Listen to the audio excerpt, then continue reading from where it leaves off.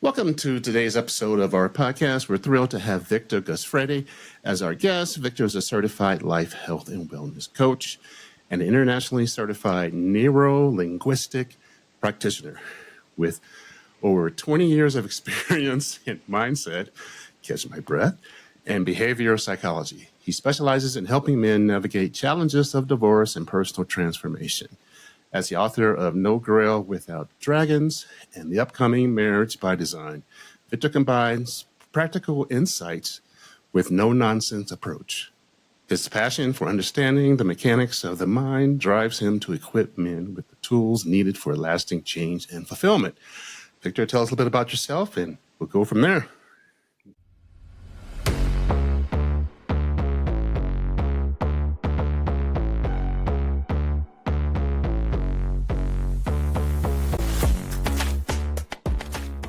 Welcome to the Don't Pick the Scab podcast with the premise of connecting men over 40 with the tools and community to thrive in their divorce recovery either before, during, or after a divorce.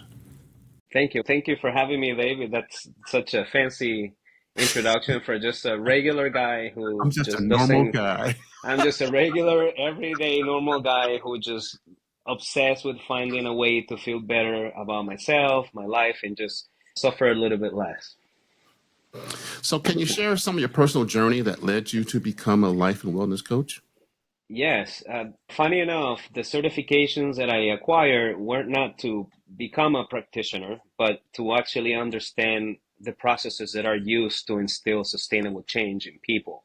But my journey, I think I've lived a handful of lifetimes by now. I was born in Argentina, moved around 50 times by the time I was 30.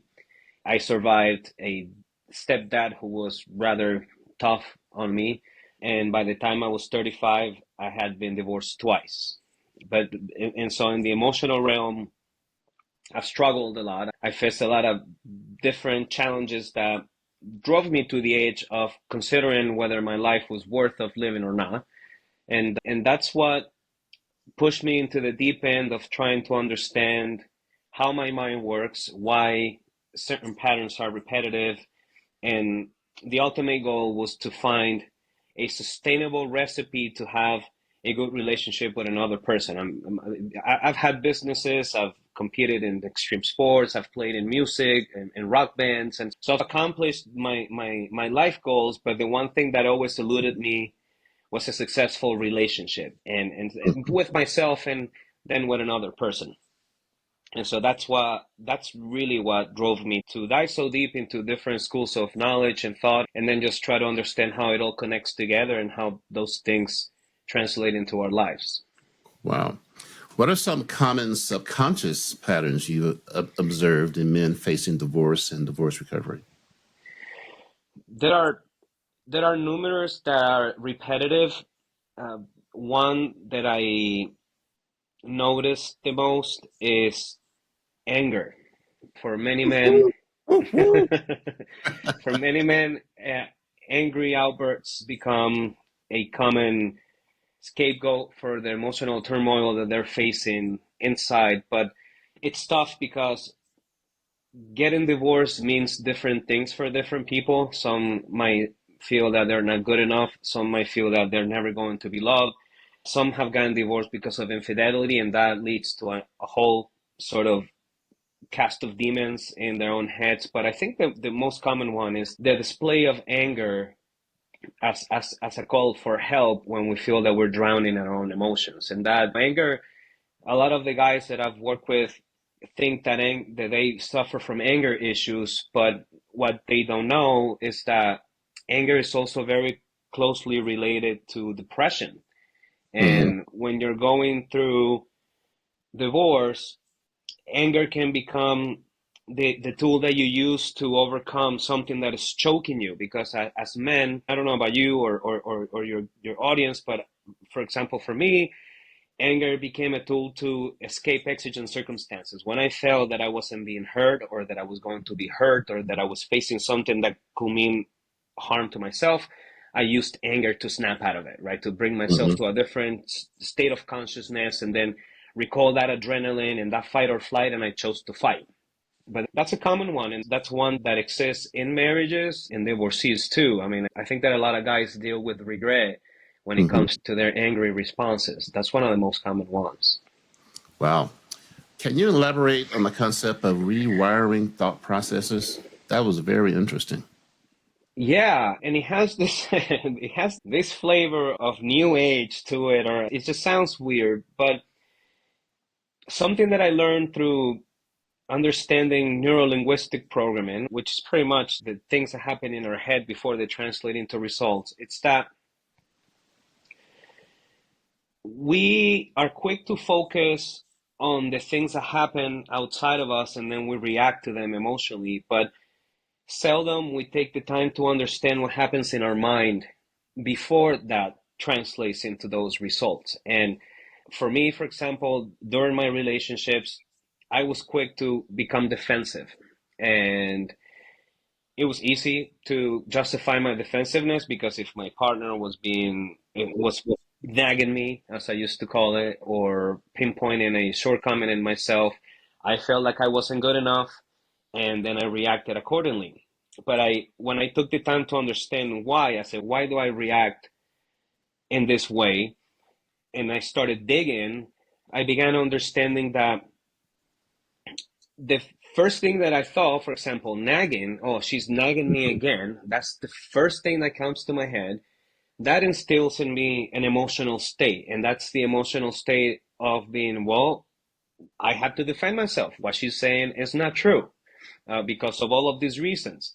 And then that translates into an action, which is me telling her what I thought, right? Obviously, and we start self-regulating in a way, so we don't go straight up with a knife out. We just say, hey, I don't think that's true, or that's not true Hmm. because of such and such.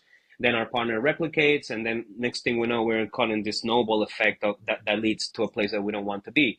But so rewiring your thought patterns is it's questioning the things that you perceive and you believe and trying to understand how that translates into the results that you want. So it's almost like you have that wire that goes and you actually cut it and say, hey, wait a minute, let me move this wire over here. Think about it before I continue that current down the road. And unfortunately, sometimes we only become aware of those things when we're exposed to a situation that we really don't want, like divorce. When you get divorced, you go through the bargaining process where you start realizing that a lot of things that you thought were important are really minuscule compared to the pain that you're facing after getting divorced. It's a lot easier to, excuse me, to surrender your ego a little bit in favor of you experiencing the emotional state that is being in a happy and fulfilling marriage for a longer period of time. Mhm. But and so I went through enough relationships and two divorces to question myself deeply enough to say, hey, what else do I have to lose? I've lost everything multiple times. I'm living in my car for a few months. I'm at the edge of just going through the other side. So why not look in the place that I don't want to look at, which is within myself? What if I am an accomplice of creating all of the things that I don't want to experience? And it turns out that I was. It turns out that the way that I interpreted things led to a specific pattern. And so when I said, she's not nagging me, she's telling me something that'll help me improve myself, then my emotional state was different. I would no longer feel defensive, but I felt, tell me more, right? And then my partner felt heard, and then she told me more, and then I took it as constructive criticism. And next thing you know, we're growing together instead of becoming enemies. And it all started from just changing the tune of what I thought, just becoming aware of that, and then quote unquote rewiring that to lead that electricity to a different side. With electricity, you can light up a house or you can light it on fire. Yep. Use it for good or for bad. What Right. about self worth? Men going through divorce recovery, their self worth has just been damaged. How do you incrementally get that back?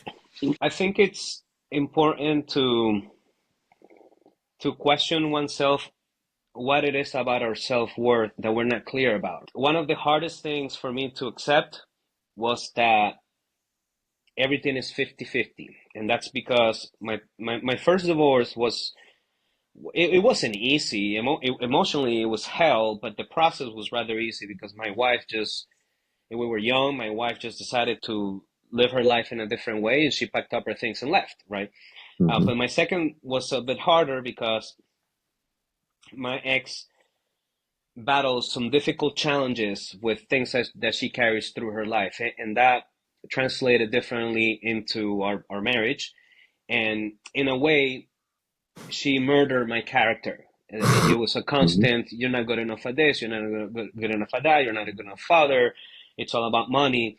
And we start acquiring all of those opinions of others as part of our personality. And when you come to do a checks and balances about who you think you are, everything that resonates in your head is everything negative that somebody else told you. So how were you able to fight that?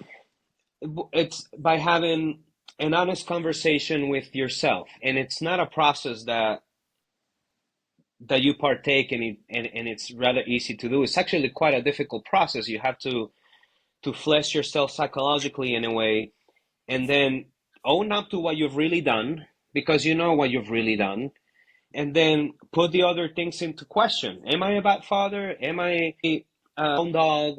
Am I all about money?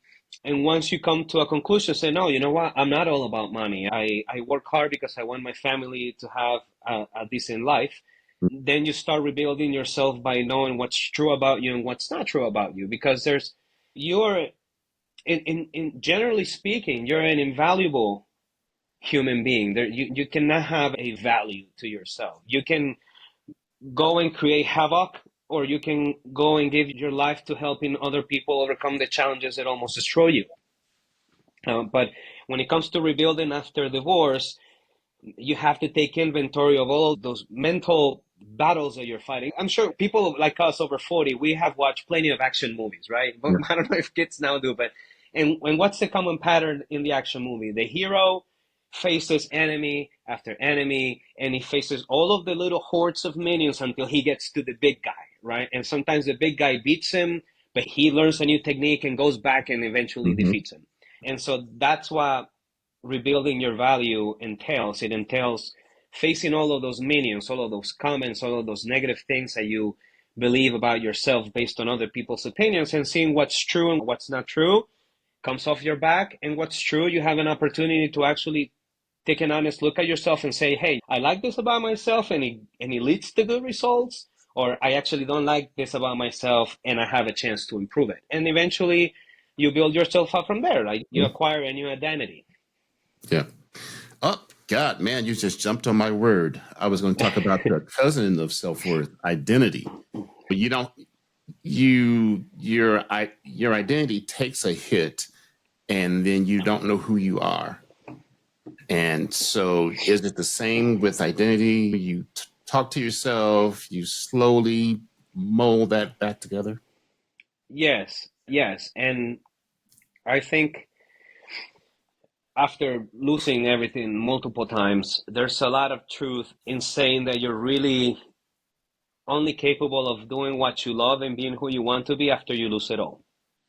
Because sometimes we hold on to an idea of ourselves that's in the past.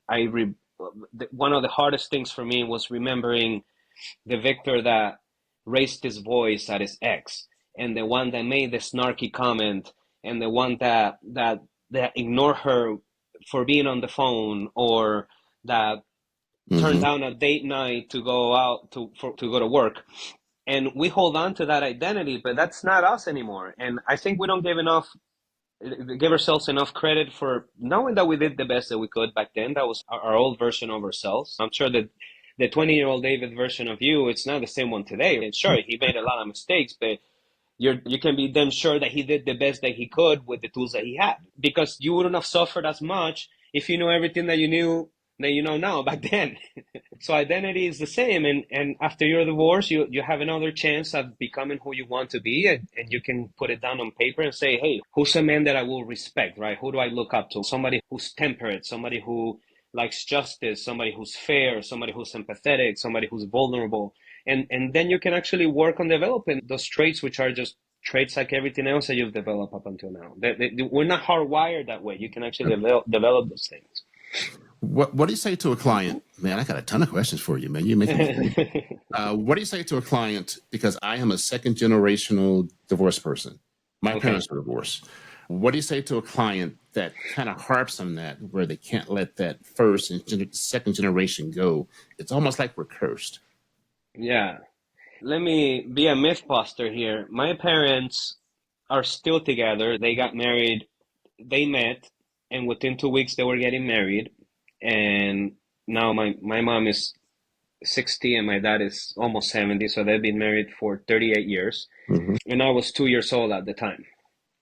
And I saw my mom go through hell on earth to stay with him, right? She bent over backwards. She did all sorts of things. My dad was, again, he was tough to say the least. I found out he was my stepdad when I was 11, and that's when I realized why he treated me a specific way and he treated my brothers in a much different way.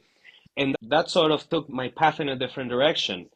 And so one is to wonder, how much justification do we derive from the decisions that our parents made? Because if it was because of my parents' example, I would have stayed married the first time around and done whatever it took to be married for the rest of my life, even if that meant unhappiness and living in that uncomfortable aching of hopelessness due to the fear of being alone, right?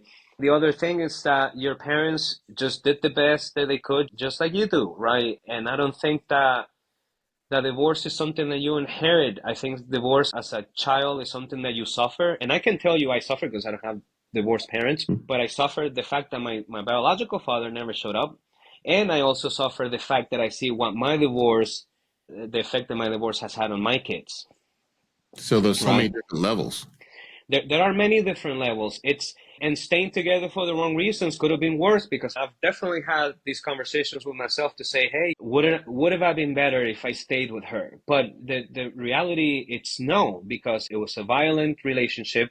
My kids would have inevitably acquired the way of our dealings and our habits, and Correct. eventually perhaps we would have damaged the kids much more by staying together than by actually going through the pain of separation and then trying to help them cope with it. I'm sure, knowing what I know now, I'm 100% sure that would have been the case. I'm 100% sure. Yeah. You mentioned sustainable change. What does that look like in the context of recovery from divorce for men over 40? Sustainable change. It's about giving a new meaning to the thing you're wrestling with. I could have gone, let's take my last divorce for example. I could have given that two meanings, two primary meanings out of infinite, which would be number one, I ruined my kid's life. I took their mom away from them. Now my kids have to see her once every 2 weeks, and they suffer in silence. They suffer in ways that they don't know they suffer. And I'm a bad dad, and I'm not worthy of being a partner. Or I took the hard path. I did the hardest thing. I suffer, but shouldering this suffering gives meaning not only to my life, but also improve my children's life. And so I'm okay with what I've been through, because you know what? I'm the man, and I rather suffer the pain than the people that I love. And that creates the type of change that it lasts for a lifetime, because again, everything comes down to rewiring the way that you think. You can have the first version in your head and think that you're a POS, and that you're not worthy of another partner, and that people are not meant to be together, whatever else you want to tell yourself. But pretend on the outside that you are, right? Pretend that you're a good dad or whatever, but it doesn't come out the same, because Mhm. eventually you do fall victim to your thought patterns, and then that manifests in either depressive symptoms or addictions or other coping mechanisms that are not as healthy. But to achieve an actual sustainable change forever, you actually have to change the root of the problem, and that would allow you to. It's a change that it's not, that it doesn't take effort to sustain. It once you change that beginning thing that you believe, then it's much easier to sustain it, because when the thoughts come, the first thing you say, no, I'm a good dad, and this and that, and then it shows in your emotional state, and then it shows in your actions, and it shows in your results. Yeah. So it's almost like comparing. You have the A and B. A's better, B's not better, and then you go for A, and then you go from there. It's almost like you have to see the negative in order to realize the positive. 100%. And the philosophers always say, without happiness, without sadness, there can be no happiness. And it's something hard to understand, but imagine you wouldn't know what white is if you didn't know what black is. And then you wouldn't know the joy of what a good meal tastes like if you hadn't been hungry, right? You can take somebody who hasn't eaten for 3 days, and you can take somebody who just had lunch, bless you, and you can feed them both the same hamburger, and one guy is gonna be thrilled and off the charts enjoying fulfillment. The other guy's gonna be like, I don't really want to eat this. Same event, two people, but what you have, the low that you've experienced will also allow you to experience a higher high. And so you have a choice to see how you interpret that, and it's all about giving a new meaning to the suffering that you've been through. And there's definitely good meaning there. It just takes some time to first Hmm. identify it and then convince yourself that's what it is. I mean, you also have to believe it, because if you let the voice of your captor say that's not true, or that's BS, or that's justification, then you're not going to believe it. But if you actually embrace it, then you're like, hey, listen, I did go through this suffering, I might as well go get something for it. Pain is not free. And you just change the meaning of what you've been through. Sure, and you still hold the negative's still true, but at least you're wise enough to find the positive on it and then give your life a new direction. Does Pain that is make not sense? free. Yeah, it does. Pain is not free. I like that. What about the F word? Forgiveness. That's the big one, baby. That's Let me tell you the something, biggest David. word that men have a hard time with. I'm about to make that a whole lot easier for you. My and look, I love my stepdad. He stayed in my life. As hard as he was on me, he also taught me the hardest lessons in life, things that had gotten me through many things in life. But he struggled with violence and aggressiveness. And I was usually the scapegoat for those impulses. And ever since I remember, maybe when I was 6 years old, I got my first punch in the mouth. I've gotten whipped with pretty much anything you can conceive of. I've gone through some sort of torturous punishments, and that was sustained up until my late teens, when I finally rebelled and I got into a fist fight with him. And that was the day that I felt that I had overcome the person that antagonized me for so long. And that goes emotionally, physically, spiritually. I was a mess when in my late teens. And throughout my life, I carried this deep hate and this deep desire for his destruction. And after a beating, my brother and I will talk and say, hey, man, when we get old, we're going to get this SOB and we're going to beat the crap out of him. And I carried that for I carried that for a very long time. And I didn't talk to him. If I called my mom and he was around, I wouldn't say hi. If he said hi, I say hi. If not, I couldn't care less. I was very adamant to let him know that I hated him in You're every going to single show way. him. You're going to show him. I just wanted to stick that knife in and just twist it every time I could, right?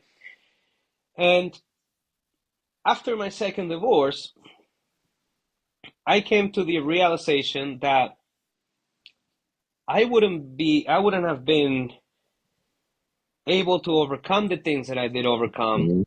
if if I didn't learn to be tough from all the things that he taught me, and all of the lessons that he taught me. And for a minute, I decided to put that critical voice on the side, and the hateful voice, and remove the blindfold. And I said, let me, you know what? If I'm so adamant in about crucifying him for the things he did wrong, how about I give him some credit for the things that he did right? And I started thinking, and I came up with a list, and suddenly the scale was even. And the other part of this was that me as a parent, I had made a lot of mistakes that I was ashamed of. And I knew that I made those mistakes not willingly, but just out of instinct, out of things that happened before I even realized them, and I only realized what I'd done after the fact. And I carried that guilt, and I knew how much that guilt weighted on me. And I say, man, he probably was victim of the same thing. And I think there's a verse in the Bible that says, God forgave them for they don't know what they do. It's verbatim that. It's like they do things and then they realize they don't do them to you, they just do things. And that to me helped me see the human side of my dad and allow me to forgive him, because he had done a lot of good things. And ironically, the only one who carried the weight of that resentment was me. Yep. You know, the moment I was able to forgive him, I felt this huge weight off my shoulders. I broke down crying. I saw the light, and we've had a great relationship ever since. And I realized that forgiving other people is not about them, it's about you. You're not punishing them You for what punish they yourself. did. That's right. They remember what they did, unless they have some sort of mental challenge that they rejoice in what they've done, or at least they justify it. But otherwise, a somewhat healthy human carries that weight with them, and you shouldn't poison yourself. Forgiving helps you. It doesn't help the other people. It helps them too if you let them know. That's a really that's a brave thing to do, to call and say, "Hey, David, I know we've had our differences. I know all of these things happen between us. I just want you to know that I love you as a human being, and that whatever way you carry of your actions towards me, I forgive you." Yep. That's a brave thing to do, but that frees your soul, that frees the other Oh, person. yeah, it does. Yep. So I got a question for you. Is your brother on the same level as you with your dad? I don't know. I don't know. Just wondered. It's hard to tell. I see we're brothers, but we're cut from different cloths, and so we're on different paths of what it is that we pursue. I have this obsession for learning more and distilling myself and discovering what the hell I'm all about and how to live life in a different way. And he's on his own path. So I don't know. I think that even if we did the same thing, we wouldn't be on the same level, because I think nobody's on the same level. Everyone is on different levels, right? Correct. What about co-parenting? We're going to go out with co-parenting. My men over 40 have a hard time with co-parenting. One of the things they struggle with, and you've heard this, is not being able to control what happens at the ex's house, which I think it's almost like forgiveness, that you're worried about something you can't control. They have a hard time with that. What do you speak to that? I obviously wrestle with that. And even though I have full custody of my kids, so ever Mhm. since 2019, in 2019, while I was going through my second divorce, my kids showed up at my doorstep, and my ex took a second job, and then she disappeared from the picture. And I became a full-time dad full every single day. I lost my job right after that. So my life flipped upside down. And I've done a decent job at raising them. Healthy foods, healthy mental exercises, helpful strategies. They thrive in school, but they don't suffer it. Every time they come with 100, I roll up in the test and another thing, and I smack him in the head. I said, "Don't bring me any hundreds anymore," and they crack up. So I've done really a lot of work on myself and then on them, and I'm very methodical. So just to make sure that they have the tools that I didn't have. But when they go to mom's, it's a different story. Mom buys anything under the sun. They eat sugar from the beginning of the day to the end of the night. They get into fist fights, and they're like kids that I don't know, right? And at first I used to go at her and say, "Hey, I'm doing all this work, and what you're doing is this and this and that." And eventually, when you realize that you cannot change what other people do, no matter how much you try, I came to understand that what happens at the other place is just an advantage for me. And what do I mean by that? It's a chance for me to show them who I really am, to show them the way that we live and the results that produces. And when they're old enough, to contrast that with the things that they've experienced over there, because Mhm. eventually they'll be aware enough to be like, "Hey, wait a minute, my dad does this, and he acts like this, and he responds like this, and he treats us like this, and then when we go to mom's, this is what happens." And that will give them same thing with the joy and sadness or hunger and being full, right? That's a contrasting thing. Mhm. And that's what puts the separation between who you are and who they are. And that gives you a chance to really just be your best self and give them another flavor of a human being that they can take with them later in life and be like, "Hey, what if I act like my dad? Because acting like my mom hasn't really worked that well." Or like, "Well, what if, or my dad was such a wise man. He never raised his voice. He always taught us with love and care. My mom did this." It's just a chance to just dig in your heels and just become better for the sake of your kids, and then just show them who you really are. And eventually they'll be wise and smart enough to know the differences, and they'll thank you for it. It's a long game, but it's the only shot you got. Trust me, they do. They do. Yeah. Oh, yeah, it comes. All right, Victor. Man, that was basically simple, awesome advice. That's all I can say. Thank you. Yeah, you knocked it out of the park, man. We're definitely going to come back and do this again. Yeah, for sure. Let the people out there know how to find you on the internet. They can head out to my website, which is victorgiusfredi.com. It's spelled Giusfredi.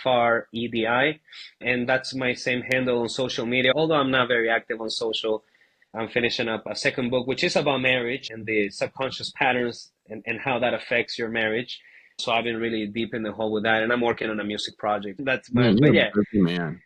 I like to create. What can I say? So yeah, they just find me online, and you can send me an email. I'm sure you put it on the link on the show notes. I will. Yeah, but we'll go from there. Absolutely. Hold on the line, Victor. But thank you very much for your time, and we'll see you next time. But hold on. It's a pleasure. Man, that was fun.